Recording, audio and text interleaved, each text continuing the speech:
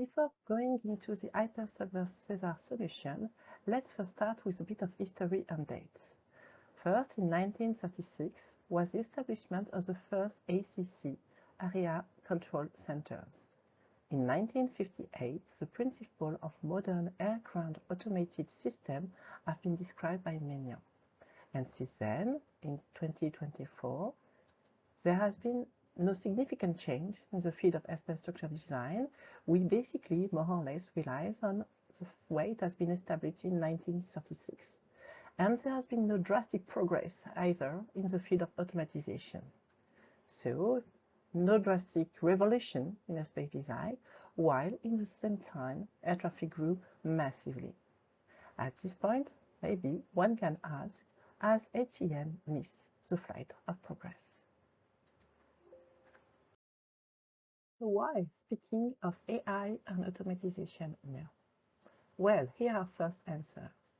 First of all, with the air traffic growth recovery, we are very happy of that, but ATFM is now still facing again its old demands, if you allow me this metaphor, meaning bottlenecks leading to delay, still there.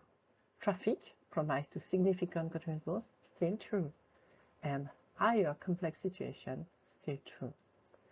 So, unless there has been a significant major outbreak, as it happens with the pandemic, for instance, we need now to find sustainable solutions. So maybe it is time for ATM to jump on board on automatization to shake the ATM world with a new paradigm. And so at this stage, I guess, we can now say, why not Hypersolver? Hypersolver is a SESAR solution of the SESAR 3 program, Exploratory Research.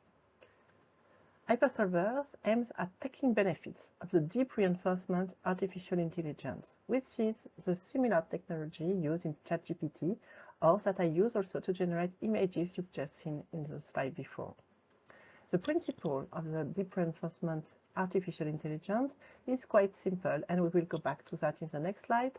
But for now, just keep in mind that there is an agent who is trained and is observing a certain state and also actions and effects on the reward functions. Then, with the artificial intelligence and this Hypersolver, we could manage as a world air traffic control and air traffic management and go break the classical silos that we know with ATF, ATC, sometimes overlapping, to an holistic ATM layers paradigm, all run by the Hypersolver. Now let us delve a little bit more in the deep reinforcement learning for ATM. Theoretical model that you see here is quite simple to understand. An agent, an AI agent usually, learns the best policy to maximize a long-term reward, which is his objective, from a determined state to the observation of the actions and the new states that resulting from the actions, thanks to a training environment that is feeding him with a lot of different situations. What does that mean in Hypersolver world? What do we intend to do? Well, we intend to develop the Hypersolver AI architecture, able to manage ATFM objectives and ATC objectives at different time horizons. Quite ambitious. So, the Hypersolver will be fed with a first-time ATC simulators that will provide a lot of very different situations and observe the state and intent of each aircraft, but also observe the actions performed on each aircraft, such as the speed level, change level, and so on, and we'll compare that to the reward functions. Rewarding functions will be defined depending on the time horizon. So we aim at defining different reward functions depending on how far and how well ahead we are looking in time. It will be based on the avoidance of losses of separation, but also of the fuel consumption to avoid, for example, having not realistic avoidance of conflict with a too long trajectory. And then, thanks to that, we should be able to deploy this Hypersolver able to provide solutions to avoid conflict, optimize trajectories at ATFM and ATC level. Now, The Hypersolver could have worked quite well with the classic and current airspace design structures that we know, that we showed earlier, which basically has a silo ATFM and a silo ATC with some overlap or a gap between them, depending on the way you are seeing it, and a way of controlling aircrafts on sector-based with a pair of controllers. But with a powerful AI solver able to manage more aircraft and optimize the way we control, we expect to have even more benefits if we drastically change the way airspace design is structured, such as this way, with bunching, allocation, proximity, and conflict medium-term layers. Bunching layers will quite be similar to the density layer, where we look ahead in the future and ensure that there is not too much aircraft on a given area on a given point. Allocation is linked to the way we expect to run the control. Hypersolver will be clearly more benefits and powerful if we allow larger airspace design and move from sector-based control to flow-centric control. In a flow-centric allocation with larger airspace design, we think that Hypersolver will provide the highest benefits. So the phase allocation is there so as the AI helps to allocate flights or flow to a controller. Then we have the proximity, which is quite bridging the gap between ATFM and ATC, and where the aim is basically to avoid the losses of separation. And then we still have the conflict at medium and short-term conflict managed by the controller, but we expect it to be by exception, especially if the job has been done quite well earlier.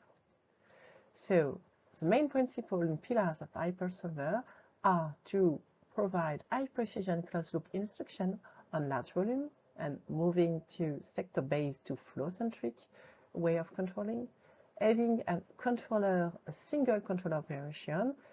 In fact, if the AI is powerful, then we might not need to have a pair of controllers, but only one pairing with the AI in a very strong way. And why a controller at this point, one a human? Because it is very important and crucial to keep human in the loop for safety reasons especially. And then we also introduce a new role that we can call Hypervisor for now. It's a temporary name, we still have not found it, but basically it will be a combination of the supervisor that we know with AI skills, someone who is able to understand the TFM, but who is also able to understand the AI capabilities and interacts with it in the best way. So this is quite futuristic, all that. We do know that if we manage to achieve that, expected benefits can be very high. We expect to increase the capacity thanks to better way of managing the trajectories between themselves and more anticipation also on the tracks themselves, maybe less clearances because we're able to see the trajectory as a whole on very large volumes. Maintain safety, that is crucial, and that is guaranteed by the human actor in the loop. Now, you may think that maybe we add a human just for acceptance reasons, but it's not. We have the human because we believe that it is very, very important to have an echo at the end of the processes in order to ensure that conflicts will be managed by human, and we also need human pairing, teaming with the Hypersolver AI all the long way at each layers in order to be able to override or to understand what's provided by the AI.